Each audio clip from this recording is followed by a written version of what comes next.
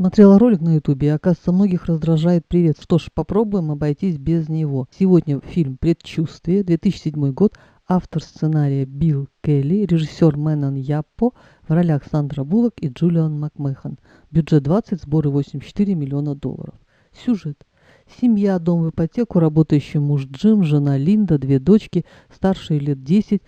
То есть брак устал, муж посматривает на сторону, жена чувствует, что что-то не так, нервничает, пытается поговорить по душам с мужем, мужа это еще больше побуждает искать новых ощущений.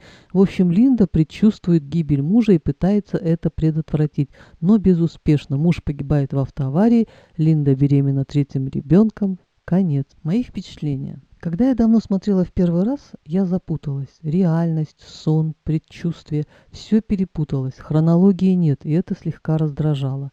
На роль Линды претендовала Деми Мур, но Буллок убедила, что она справится, так как недавно пережила разрыв в отношениях. И, на мой взгляд, это ей удалось. Многие женщины переживали подобные моменты, когда чувствовали, что в семейных отношениях кризис и причиной тому другая женщина. С одной стороны страх и боль потерять любимого человека, а с другой раздражение и злость и желание покончить со всем этим. Персонаж Линда оказалась мудрее, она во что бы то ни стало хотела сохранить брак, а девочкам отца. Но ее суета, нервозность, попытка понять, почему это случилось, такая ноющая боль, мертвая птица, осколки стекла, поранившие лицо старшей дочери, доктор, вызванный матерью Линды, уколы, таблетки и желание спасти мужа. И выбор перед мужем, новые отношения с молодой симпатичной сотрудницей, которые непонятно куда приведут, или старые отношения в семье с двумя детьми, которым уже больше 10 лет, которые ведут к спокойной старости. Муж погиб в дороге, когда ехал к молодой любовнице, но в последнюю минуту он передумал и понял, что не стоит рисковать. Тут звонит Линда, он говорит ей, что любит, примирение состоялось, они в предвкушении встречи, но, увы, на ее глазах с авто мужа сталкивается длинномер с трубами, и авто взрывается. То есть создается впечатление, что муж наказан судьбой даже за намерение изменить. Как-то вечером Линда спрашивает мужа, любит ли он своих дочек.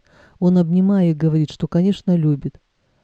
И на вопрос дочек, а любит ли он маму, он после короткой паузы отвечает, что, конечно, любит их маму, очень любит.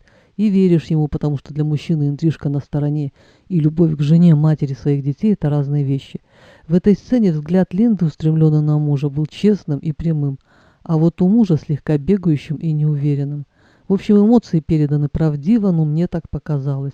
Сандра Буллок просто молодец.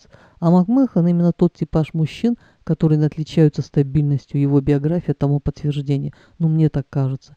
Я очень часто пересматриваю этот фильм, когда мне хочется пострадать. Очень удачно произведенный фильм в плане отражения щекотливости и неоднозначности измены в семейных отношениях.